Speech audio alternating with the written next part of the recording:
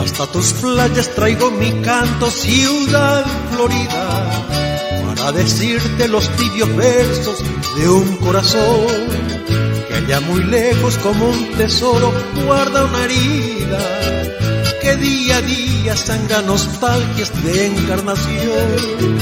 Con toda el alma yo te saludo, ciudad querida, con el acento más encendido de mi cantar, dando a mis versos toda la fuerza noble y bravía de las corrientes impetuosas del Paraná.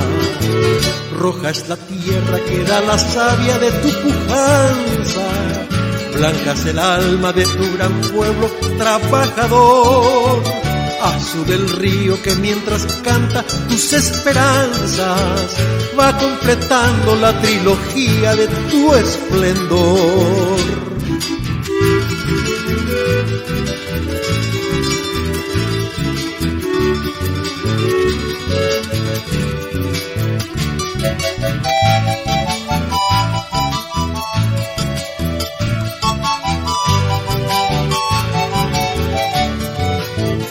Con toda el alma yo te saludo, ciudad querida, con el acento más encendido de mi cantar, dando a mis versos toda la fuerza noble y bravía de las corrientes impetuosas del Paraná.